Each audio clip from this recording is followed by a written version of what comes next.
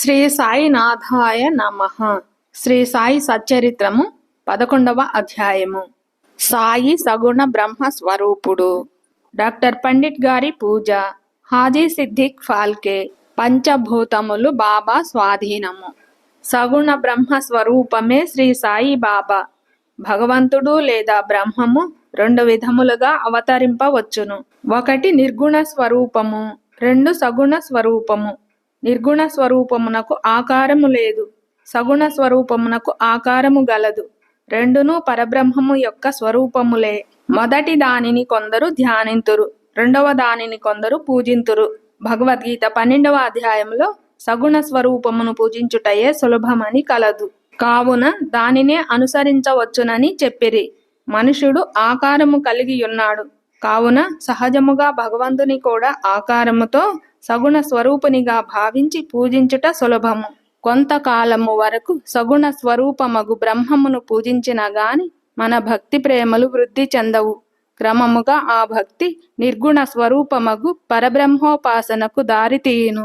విగ్రహము, యజ్ఞవేదిక, అగ్ని, వెలుతురు, సూర్యుడు, నీరు, బ్రహ్మము ఈ ఏడును పూజనీయములు. కాని సద్గురువు వీని అన్నిటికంటే ఉత్కృష్టుడు. అట్టి సద్గురుడైన సాయినాథుని మనమున ధ్యానించెదము కాక. వారు రూపుదాల్చిన వైరాగ్యము, నిజ భక్తులకు విశ్రాంతి ధామము.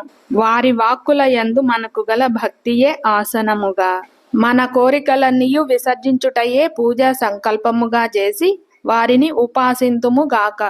కొందరు సాయిబాబా ఒక భగవద్భక్తుడనెదరు, కొందరు మహాభాగవతుడందురు. కాని మాకు మాత్రము బాబా సాక్షాత్తు భగవంతుని అవతారమే. వారు క్షమాశీలురు, క్రోధరహితులు, రుజువర్తనులు, శాంతమూర్తులు, నిశ్చలులు, నిత్య సంతుష్టులు. శ్రీ సాయిబాబా ఆకారముతో కనిపించినప్పటికీ వాస్తవమునకు వారు నిరాకార స్వరూపులు, నిర్వికారులు, నిస్సంగులు, నిత్యముక్తులు.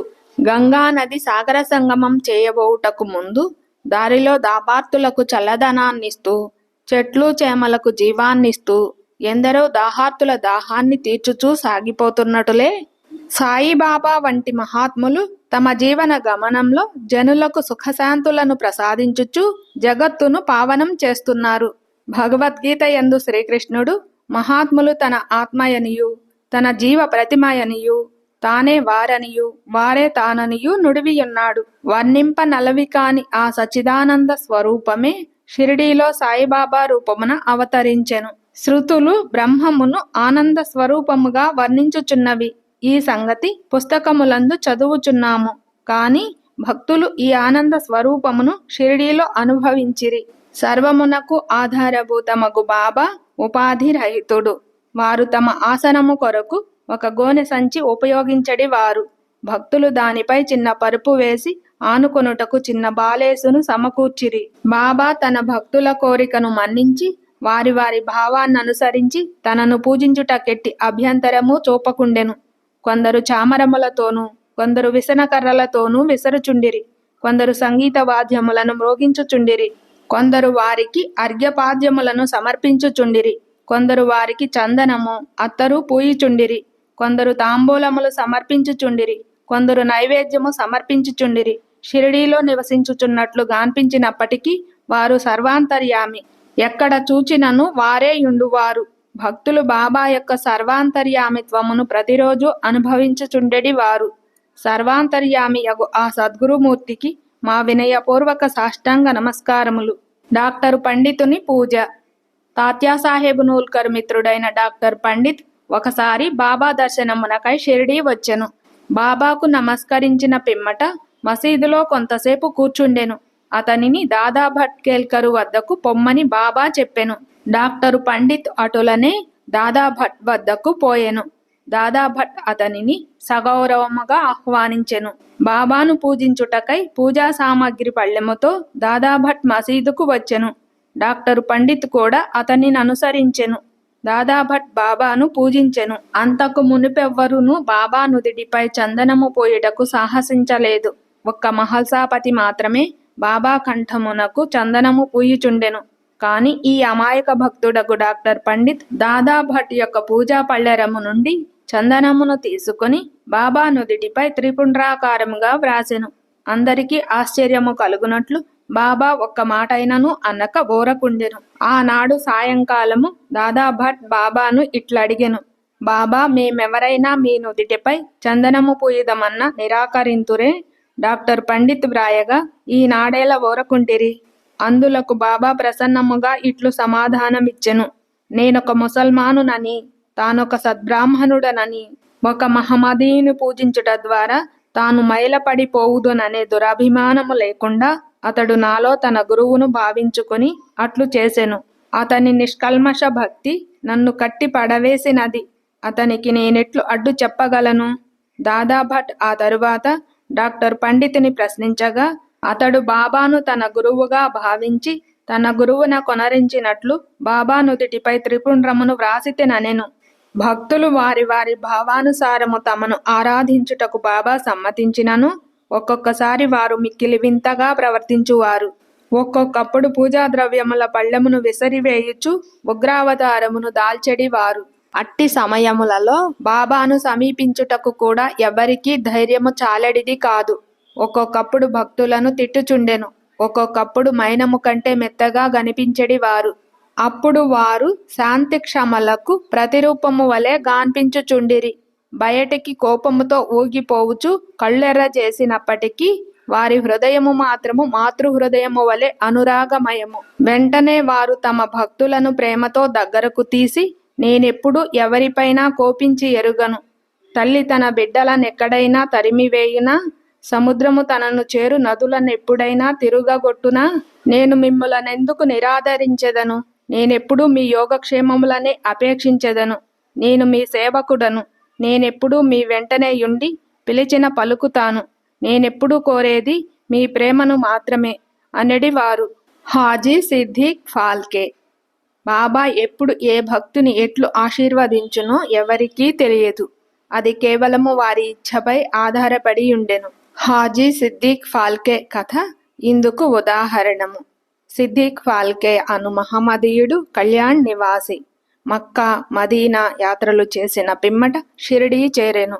అతడు చావడి ఉత్తర భాగమున బస చేసెను. 9 నెలలు షిరిడీలోనున్నను బాబా వానిని మసీదులో పాదము పెట్టనివ్వలేదు. అతడు మసీదు ముందున్న ఖాళీ జాగాలో కూర్చొనిచుండెను. ఫాల్కే మిక్కిలి నిరాశ నిస్పృహలకు లోనయ్యెను. ఏమి చేయుటకు అతనికి తోచకుండెను. నిరాశ చెందవద్దని నందీశ్వరుని ద్వారా వెళ్ళిన శివుడు ప్రసన్నుడైనట్లు మాధవరావు దేశపాండే అనగా శ్యామా ద్వారా బాబా వద్దకెళ్ళిన అతని మనోరథము సిద్ధించుననియు కొందరు భక్తులు అతనికి సలహానిచ్చిరి. అటులేయని తన తరపున బాబాతో మాట్లాడుమని శ్యామాను ఫాల్కే వేడుకొనెను. శ్యామా అందులకు సమ్మతించి ఒకనాడు సమయము కనిపెట్టి బాబాతో ఇట్లనియెను, బాబా, ఆ ముదుసలి హాజీని మసీదులో కాలు పెట్టనీయవేళ. ఎంతో మంది వచ్చి నిన్ను దర్శించి పోవుచున్నారు. ఆ హాజీని మాత్రం ఎందుకు ఆశీర్వదించవు? దానికి బాబా ఇట్లని జవాబిచ్చెను, శ్యామా, ఇటువంటి విషయాలలో నీవింకా పసివాడవు. నీకివన్నీ అర్థం కావు. అల్లా ఒప్పుకొననిచో నేనేమి చేయగలను? అల్లామియా కటాక్షము లేనిచో ఈ మసీదులో పాదము పెట్టగలుగు వారెవ్వరు? సరే, నీవు వాని వద్దకు పోయి వానిని బారవీ బావి వద్దనున్న ఇరుకు కాలిబాటకు రాగలడేమో అడుగుము. శ్యామా పోయి హాజీని ఆ విషయం అడిగి తిరిగి బాబా వద్దకొచ్చి హాజీ అందులకు సమ్మతించెనని చెప్పెను. 40,000 రూపాయలు 4 వాయిదాలలో ఇవ్వగలడేమో కనుగొనమని తిరిగి బాబా అడిగెను. శ్యామా వెంటనే పోయి హాజీ తాను 4 లక్షలు కూడా ఇచ్చుటకు సిద్ధముగానున్నాడని జవాబు తెచ్చెను. సరే, మరలా పోయి వానినిట్లడుగుము, మసీదులో ఈనాడు మేకను కోసెదము. వానికి దాని మాంసము కావలెనో వృషణములు కావలెనో కనుగొనుము. బాబా వారి కొళంబ అనగా మసీదులో బాబా భిక్ష చేసి తెచ్చిన పదార్థములుంచెడి మట్టి పాత్రలోనున్న చిన్న ముక్కతోనైనా సంతుష్టి చెందెదనని శ్యామా ద్వారా హాజీ బదులు చెప్పెను. ఇది వినగానే బాబా మిక్కిలి కోపముతో మసీదులోని కొళంబ నీటి కుండలను బయటికి విసరివైచి తిన్నగా చావడిలోనున్న హాజీ వద్దకు పోయి తన కఫ్నీని పైకెత్తి పట్టుకొని తీవ్ర స్వరంతో, నన్ను గురించి ఏమనుకొనుచున్నావు? నీవేదో గొప్పవాడివని, పెద్ద హాజీవని గొప్పలు పోవుచు ఏమిటేమిటో వదరుచున్నావే. నా దగ్గర నీ ఆటలు. ఖురాను చదివి నీవు తెలుసుకున్నదిదేనా? మక్కా మదీనా యాత్రలు చేసి తిననే గర్వంతో నేనెవరో తెలుసుకొనలేకున్నావు అనుచు ఏమేమో ఇంకనూ అతనిని తిట్టి మసీదుకు మరలి వెళ్ళెను. బాబా ఆగ్రహావేశములను చూచి హాజీ గాబరా పడెను. ఆ పిమ్మట బాబా కొన్ని గంపల మామిడి పండ్లను కొని వాటిని హాజీకి పంపెను. తిరిగి హాజీ వద్దకు వచ్చి తన జేబులో నుంచి 55 రూపాయలు తీసి లెక్కపెట్టి హాజీ చేతిలో పెట్టెను. అప్పటి నుంచి హాజీని బాబా ప్రేమాదరములతో చూచుచూ భోజనమునకు పిలుచుచుండెను. హాజీ ఆనాటి నుండి తనకిష్టము వచ్చినప్పుడెల్లా మసీదులోనికి వచ్చిపోవుచుండెను. బాబా ఒక్కొక్కప్పుడు వానికి డబ్బు ఇచ్చుచుండెను. బాబా దర్బారులో అతను కూడా ఒకడయ్యెను. పంచభూతములు బాబా స్వాధీనము. బాబాకు పంచభూతములు స్వాధీనములని తెలుపు 2 సంఘటనలను వర్ణించిన పిమ్మట ఈ అధ్యాయమును ముగించెదను. 1. ఒకనాడు సాయంకాలము షిరిడీలో గొప్ప తుఫాను సంభవించెను. నల్లని మేఘములు ఆకాశమును కప్పెను. గాలి తీవ్రముగా వీచెను. ఉరుములు మెరుపులతో కుంభవృష్టి కురిసెను. కొంతసేపటిలో నేలయంతయు జలమయమయ్యెను. పశు పక్ష్యాది జీవకోటితో సహా జనులందరూ మిక్కిలి భయపడిరి. షిరిడీ గ్రామంలో కొలువయ్యున్న శని, శివపార్వతులు, మారుతి, ఖండోబా మొదలైన దేవతలెవ్వరూ వారిని ఆదుకొనలేదు. కావున వారందరూ మసీదుకొచ్చి బాబాను శరణుజొచ్చిరి.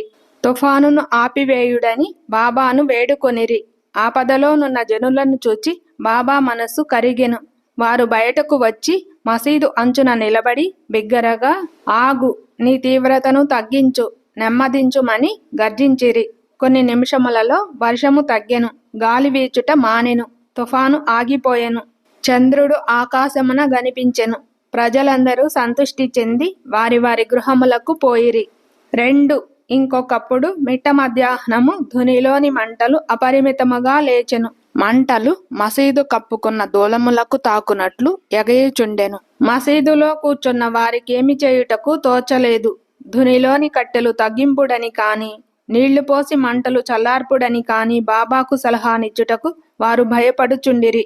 వారి భయాందోళనలను బాబా వెంటనే గ్రహించి తమ సటకాతో ప్రక్కనున్న స్తంభముపై కొట్టుచు, దిగు దిగు, శాంతించుము అనిరి. ఒక్కొక్క సటకా దెబ్బకు కొంచెము కొంచెము చొప్పున మంటలు తగ్గిపోయి ధుని యథాపూర్వము మితముగా మండసాగెను. భగవదవతారమైన శ్రీ సాయినాథుడట్టివారు. వారి పాదములపై బడి సాష్టాంగ నమస్కారము చేసి సర్వస్వ శరణాగతి వేడిన వారినెల్ల వారు కాపాడెదరు. ఎవరైతే భక్తి ప్రేమలతో ఈ అధ్యాయములోని కథలను నిత్యము పారాయణము చేసెదరో వారు కష్టములన్నిటి నుండి విముక్తులగుదురు. అంతేకాక సాయి యందే అభిరుచి, భక్తి కలిగి త్వరలో భగవత్ సాక్షాత్కారమును పొందెదరు. వారి కోరికలన్నీయూ నెరవేరి తుదకే కోరికలు లేనివారై ముక్తిని పొందెదరు. 11వ అధ్యాయము సంపూర్ణము. సద్గురు శ్రీ సాయినాథార్పణమస్తు. శుభం భవతు.